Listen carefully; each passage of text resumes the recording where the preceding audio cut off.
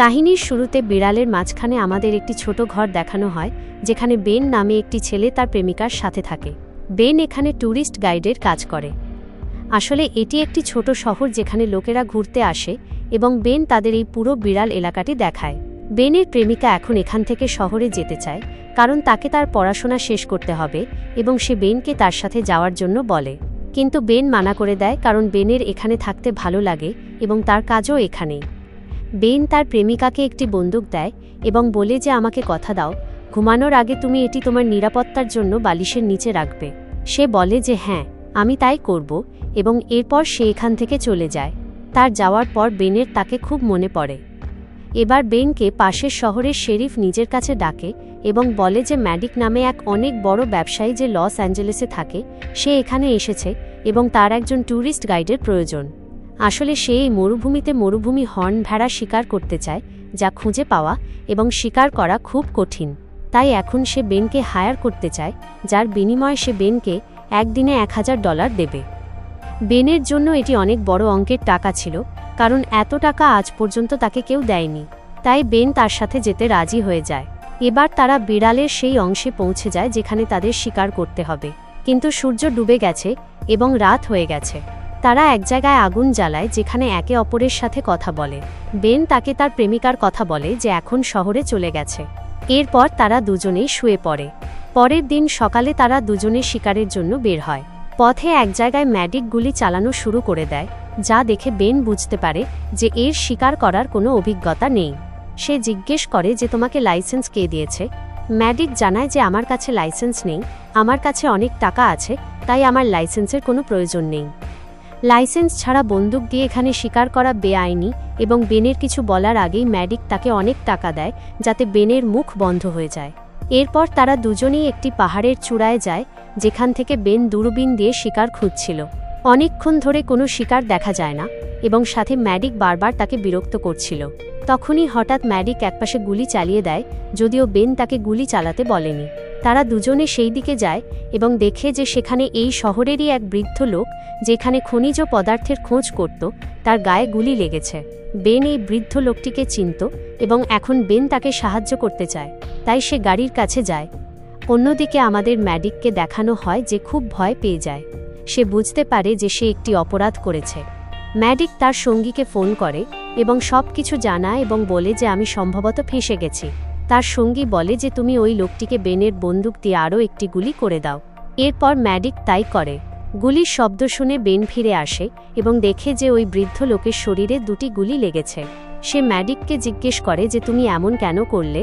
ম্যাডিক বলে যে এটি আমি করিনি, বরং তুমি করেছ। একটি গুলি তুমি চালিয়েছ এবং একটি গুলি আমি, অর্থাৎ এর মৃত্যুর জন্য আমরা দুজনেই দায়ী। বেন বুঝতে পারে যে ম্যাডিক এটি নিজেকে বাঁচানোর জন্য করেছে। এরপর ম্যাডিক তাকে বলে যে যদি তুমি এ বিষয়ে কাউকে কিছু না বলো, তবে আমি তোমাকে প্রতি বছর লক্ষ লক্ষ ডলার দেব। সাথে ইউনিভার্সিটিতে তোমার ভর্তির ব্যবস্থা করে দেব, যার পর তুমি শহরে তোমার প্রেমিকার সাথে থাকতে পারবে। বেন তার কথা মেনে নেয়। এরপর তারা দুজনেই সেই বৃদ্ধ লোকটিকে কবর দেয়, তার জন্য প্রার্থনা করে এবং তাদের গাড়ির কাছে চলে আসে, যেখানে ম্যাডিক পানি নষ্ট করছিল এবং মুখ ধুচ্ছিল। এটি বেনের একদম ভালো লাগে না, কারণ এখানে পানি পাওয়া খুব কঠিন। ম্যাডিক চুপি চুপি গাড়ির কাছে আসে যেখানে তার ব্যাগ ছিল। তার কাছে একটি গ্যাজেট ছিল, যা দিয়ে সে মেসেজ পাঠাতে পারে। সে শেরিফকে মেসেজ পাঠানোর আগেই ম্যাডিক তাকে দেখে ফেলে এবং বন্দুকের মুখে নিয়ে নেয়। ম্যাডিক বলে যে তোমার আর আমার মধ্যে একটি চুক্তি হয়েছিল, যার অনুযায়ী তুমি এ বিষয়ে কাউকে কিছু বলবে না, কিন্তু তুমি সেই চুক্তি ভেঙেছ। এরপর সে তার গ্যাজেটটি ভেঙে দেয় এবং বলে যে তুমি তোমার কাপড় খোলো। বেনকে তার কথা মানতে হয়। ম্যাডিক তার কাপড় এবং জুতো খুলিয়ে দেয় এবং বলে যে এখন তুমি এভাবেই তোমার বাড়ি যাও। বেনকে তার কথা মানতে হয় এবং এখন সে বিড়ালের মধ্যে হাঁটতে শুরু করে। ম্যাডিক জানে যে বেন এভাবে কোনোদিন বাড়ি পৌঁছাতে পারবে না, বরং গরম এবং তৃষ্ণায় তার মৃত্যু হবে। এরপর ওই বৃদ্ধ লোক, যার নাম চার্লি ছিল, তার মৃত্যুর দায় বেনের ওপর আসবে, কারণ সেই বৃদ্ধ লোকের শরীরে একটি গুলি বেনেরও ছিল। পুলিশের মনে হবে যে বেন তাকে মেরে পালাচ্ছিল এবং পথে খিদে ও তৃষ্ণায় মারা গেছে। এবার বেন ধীরে ধীরে আগে বাড়তে থাকে। তার সামনে একটি খুঁটি আসে, যার ওপর সে একটি নম্বর পড়ে। ম্যাডিক দূর থেকে দূরবীন দিয়ে তাকে দেখছিল। আসলে সে ততক্ষণ পর্যন্ত তার পিছু ছাড়বে না, যতক্ষণ না তার মৃত্যু হয়। বেন অনবরত এগোতেই থাকে এবং যখন তার সামনে খুঁটি নম্বর 277 আসে তখন সে দৌড়ে পাহাড়ের কোথাও অদৃশ্য হয়ে যায়। ম্যাডিক এটি দেখে নেয় এবং তার গাড়ি নিয়ে সেই দিকেই এগিয়ে যায় যেদিকে বেন অদৃশ্য হয়েছে। সেখানে পৌঁছে সে দেখে যে বেন আশেপাশে কোথাও নেই। আসলে বেন এই পাহাড়ের মধ্যে তৈরি একটি গুহার ভেতরে চলে যায়, যা এক ধরনের বাংকার ছিল। এই বাংকারটি সেই বৃদ্ধ লোকটির যাকে ম্যাডিক গুলি করে মেরে ফেলেছিল। এখানে খাবার ও পানির সাপ্লাই ছিল। বেন সবার আগে পানি খেয়ে তার তৃষ্ণা মেটায়। এখানে অনেক ছবি ছিল এবং এই ছবিগুলোর মধ্যে একটি বেনের এবং সেই বৃদ্ধ লোকটির ছিল। আসলে বেন অনেক বছর ধরে তাকে চিনত। বেন তার কাছে ক্ষমা চায় যে আমি তোমার প্রাণ বাঁচাতে পারলাম না। তখনই বেনের মনে হয় যে এই গুহার ভেতরে কেউ আসছে।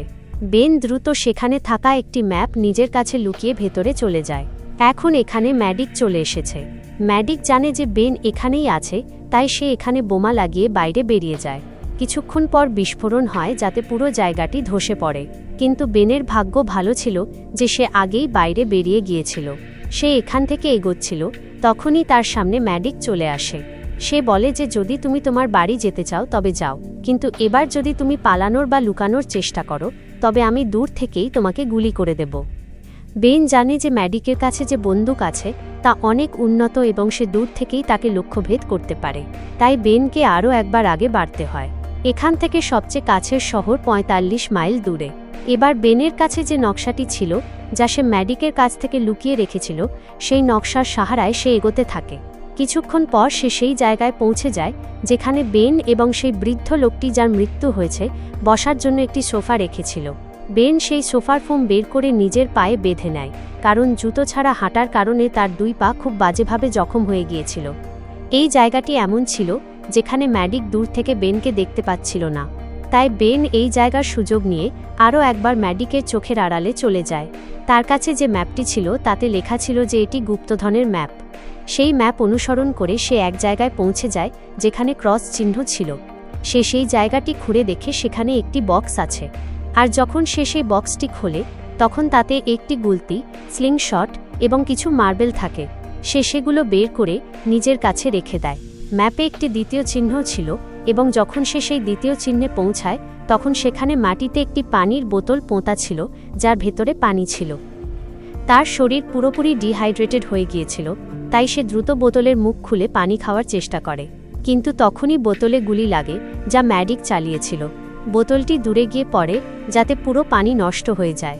আসলে ম্যাপে লেখা ছিল যে এটি একটি ট্রেজার, অর্থাৎ গুপ্তধনের নকশা, এবং এমন মরুভূমিতে পানির চেয়ে বড় কোনো গুপ্তধন হতে পারে না।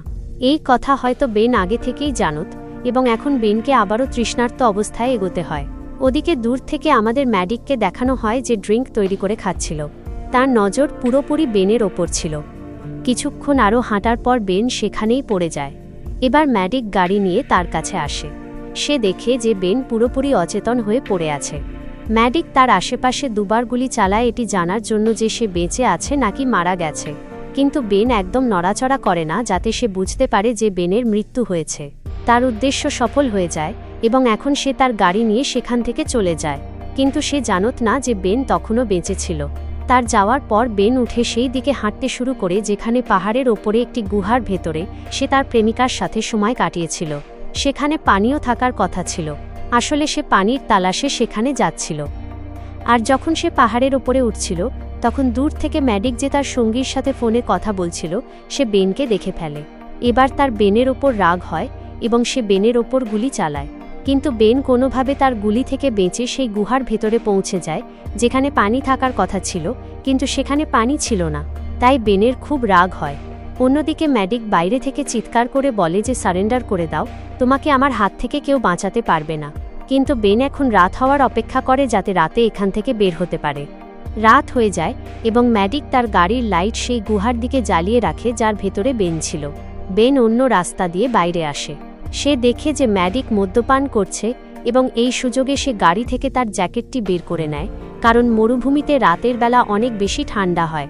যখন ম্যাডিক গাড়িতে আসে তখন সে বুঝতে পারে যে বেন এখানে এসেছিল। সে তার গাড়ি স্টার্ট করে ব্যাক করে। গাড়ির নিচে বেন ছিল এবং সে দ্রুত পাথরের পেছনে লুকিয়ে পড়ে। এরপর ম্যাডিক তার ওপর বোমা ফেলে। বেনের কাছে গুলতি ছিল যা দিয়ে সে নিশানা লাগায় এবং নিশানা সরাসরি ম্যাডিকের মাথায় লাগে যাতে ম্যাডিক অজ্ঞান হয়ে যায়। যখন ম্যাডিকের জ্ঞান ফেরে তখন সে হাত পা বাঁধা অবস্থায় ছিল। সে গাড়ির পেছনে বসা ছিল এবং এখন সকাল হয়ে গেছে। সে দেখে যে বেন গাড়ির বাইরে দাঁড়িয়ে আছে। এরপর বেন গাড়ি চালিয়ে ম্যাডিককে সরাসরি শেরিফের কাছে নিয়ে যায় এবং তাকে সব বলে যে কিভাবে ম্যাডিক তার বন্ধু বৃদ্ধ লোক অর্থাৎ চার্লিকে মেরেছিল। সাথে সে শেরিফকে সেই টাকাগুলোও দেয় যা ম্যাডিক তাকে দিয়েছিল যাতে সে মুখ বন্ধ রাখে। এখন ম্যাডিকের অপরাধ পুরোপুরি প্রমাণিত হয়ে গেছে। এরপর বেন ম্যাডিকের কাছে যায় এবং তাকে উল্টোপাল্টা বলে। কিছুক্ষণ পর ম্যাডিক বলে যে আমাকে ওয়াশরুমে যেতে হবে। যখন সে ওয়াশরুমে যায় তখনই কিছুক্ষণ পর ভেতরে হেলিকপ্টারের শব্দ শোনা যায়। বেন দৌড়ে বাইরে যায় এবং দেখে যে ম্যাডিক হেলিকপ্টারে বসছে এবং সে তাদের চোখের সামনেই উড়ে পালিয়ে যায়। আসলে ম্যাডিকের কাছে যে স্মার্ট ওয়াচ ছিল তা দিয়ে সে তার সঙ্গীকে ইনফর্ম করে এখানে ডেকে নিয়েছিল এবং এখন সে এখান থেকে পালিয়ে গেছে। এই পুরো ঘটনার পর বেন সিদ্ধান্ত নেয় যে সে আর কখনো এই কাজ করবে না। সে শহরে যায় যেখানে সে তার প্রেমিকার সাথে দেখা করে। সে তাকে পুরো ঘটনার কথা বলে এবং বলে যে এখন আমি তোমার সাথেই থাকব, আমি আমার কাজ ছেড়ে দিয়েছি। এক রাতে যখন সে তার প্রেমিকার সাথে ঘুমাচ্ছিল তখনই ম্যাডিকের কণ্ঠস্বর শোনা যায়। ম্যাডিক সত্যিই সেখানে ছিল, তার হাতে বন্দুক ছিল। ম্যাডিক বলে যে গতবার তুমি বেঁচে গিয়েছিলে, কিন্তু এবার তোমাকে আমার হাত থেকে কেউ বাঁচাতে পারবে না। সে তাকে গুলি করতে যাবে ঠিক তখনই বেনের প্রেমিকা তাকে গুলি করে দেয় এবং ম্যাডিকের মৃত্যু হয়।